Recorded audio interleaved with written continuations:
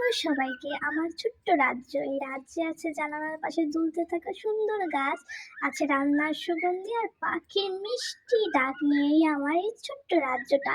সকাল সকাল আকাশটা এত সুন্দরভাবে যেন আকাশটা তার প্রাকৃতিক রূপ খুলে মেলে তাকিয়ে আছে আমার কাছে। আমার ছোট্ট পাখিরা আমার সারাদিনের সঙ্গী। আমি কাছে গেলে ওরা চোখের ভাষায় বলে, আমাকে একটু আদর করে দাও, তুমি কি আমার বন্ধু হবে, আমার সাথে একটু গল্প করো। ওরা কিন্তু মাঝে মাঝে মন খারাপ করেও বসে থাকে, তখন ওদের খাবার দিতে হয়, ওদের গান শোনাতে হয়, ওদের সাথে কথা বলতে হয়, তাহলে ওদের মন কিন্তু অনেক ভালো থাকে। পাখিগুলো কিচিরমিচির করে আমাকে গান শোনায়, মনে হয় ওরা যেন বলে, তুমি আমার যত্ন করো, আমি তোমার সাথে আছি, তোমাকে আমরা গান শুনিয়ে খুশি করতে চাই। আমার এই সুন্দর পাখিটির নাম কি জানো? আমার এই সুন্দর পাখিটির নাম হচ্ছে মিঠু পাখি। ও কিন্তু অনেক কিউট, ও কিন্তু কথা বলতে পারে, ছোট্ট ছোট্ট কথা বলতে পারে অনেক সুন্দর করে, এবং অনেক রকম গান গেতে পারে, যেটা ওকে শেখাতে হয় না, ও ইচ্ছে করে একা একা অনেক রকমের গান, তারপর নাচতে পারে। ওরা আমার দিনের বড় একটা অংশ জুড়ে থাকে। ওদের আদর করতে আমার খুবই ভালো লাগে। ও কিন্তু খুব সুন্দর আদরে একটা পাখি, আদর করলে খুব সুন্দর চুপ করে বসে থাকবে এবং আপনার সকল কথাই খুব সুন্দর করে শুনবে।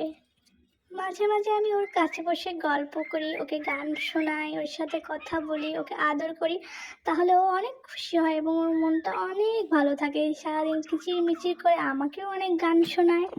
মিঠু পাখি খুব আদরের পাখি, যে কেউই তার সাথে গল্প করলে সে সেই গল্পটা খুব মনোযোগ দিয়ে শোনে এবং সবাইকেই খুব সুন্দর করে গান শোনায়, সকলের সাথে হালকা পাতলা একটু একটু কথা বলতে পারে এবং খুবই আদরের পাখি। ওকে আদর করলে একদম চুপ করে বাচ্চাদের মতন বসে থাকে। তারপর আমার মনোযোগ চলে গেল আমার লাকি বাম্বু এবং মানি প্ল্যান্ট গাছগুলোর দিকে।